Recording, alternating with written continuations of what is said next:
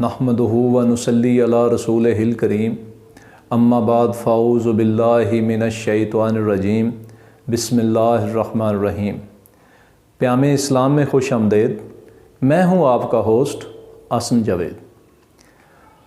تذکرۃ الانبیاء میں آج ہم جس مبارک ہستی کا ذکر کرنے جا رہے ہیں ان کا نام نامی اسم گرامی حضرت آدم علیہ السلام ہے۔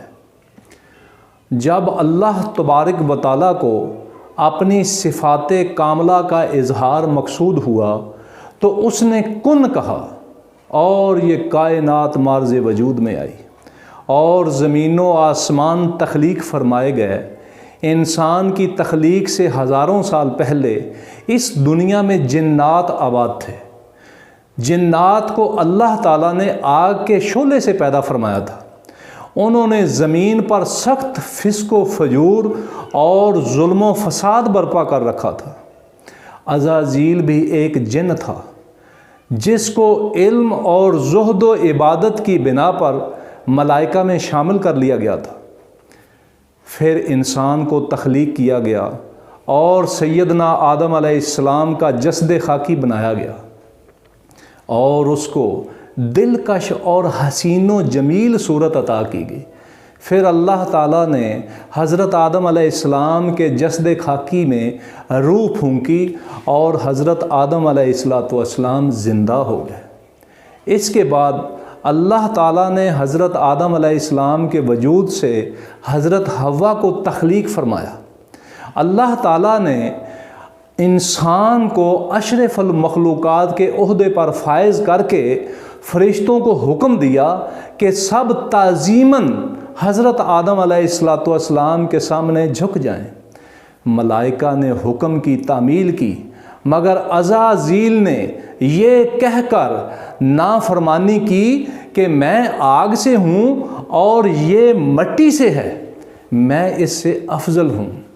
وہ یہ بھول گیا کہ فضل و شرف صرف اور صرف تعمیل و اطاعت میں ہے۔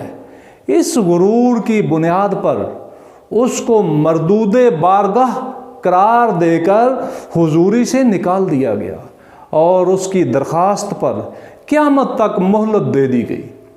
عزازیل کا نام ابلیس اور شیطان قرار پایا۔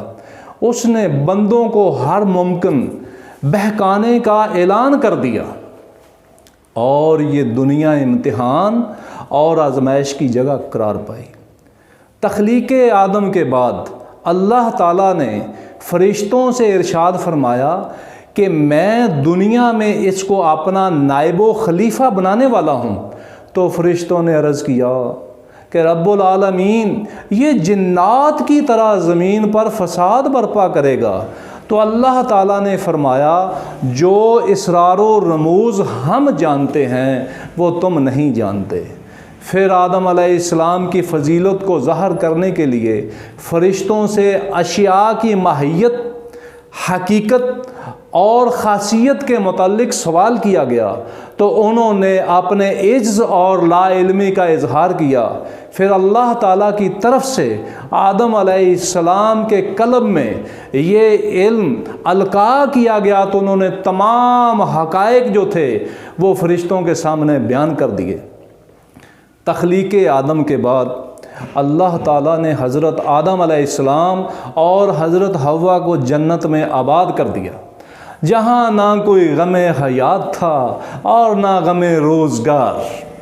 انہیں وہاں ہر قسم کی آزادی حاصل تھی، صرف ایک درخت تھا جس کے پاس جانے سے منع فرما دیا گیا۔ یہاں سے انسان کے خلاف ابلیس کی انتقامی کارروائی کا آغاز ہوتا ہے۔ اس نے اپنے آپ کو آدم و حوا کا خیر خواہ ظاہر کر کے ان کو ورگلایا کہ اس درخت کا پھل کھانے سے وہ فرشتے بن جائیں گے اور ان کو حیات جاوید حاصل ہو جائے گی۔ جیسے ہی انہوں نے شجر ممنوعہ کا پھل کھایا تو ان کے سطر کی چیزیں جو ابھی تک ان سے پوشیدہ تھیں ان پر کھل گئیں اور وہ پتوں سے اپنا جسم ڈھانپنے لگے۔ اللہ تعالیٰ نے ابلیس سمیت دونوں کو دنیا میں اتار دیا۔ دونوں مدت دراز تک روتے اور توبہ و استغفار کرتے رہے۔ آخر رحمت الہی کو آپ کی خاکساری اور عاجزی پسند آئی تو آپ کے قلب میں یہ دعا القاء فرمائی، ربنا ظلمنا انفسنا وَإِن لَّمْ تَغْفِرْ لَنَا وَتَرْحَمْنَا لَنَكُونَنَّ مِنَ الْخَاسِرِينَ۔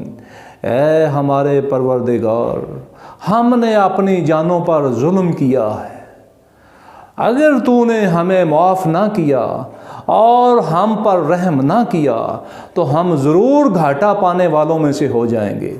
یہ دعا مقبول ہوئی، آپ کو معاف فرما دیا گیا، آپ کو برگزیدگی عطا فرمائی گئی، دنیا میں اترنے کا حکم بحال ہی رہا۔ اس طرح خیر و شر کے معرکے کا آغاز ہوا۔ سیدنا آدم علیہ السلام نے اس دنیا میں 930 سال عمر پائی۔ آپ کے 3 بیٹوں کے نام قابیل، حابیل اور شیس علیہ السلام زیادہ قابل ذکر ہیں۔ شیس علیہ السلام بھی نبی تھے۔ قابیل کا پیشہ زراعت تھا۔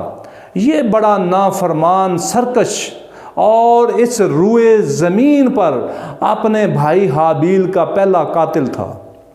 حابیل بڑا متقی، عابد، زاہد اور پرہیزگار تھا۔ اس کا پیشہ گلہ بانی تھا۔ حضرت آدم علیہ السلام اس روئے زمین پر اللہ کے پہلے نبی اور پہلے خلیفہ تھے۔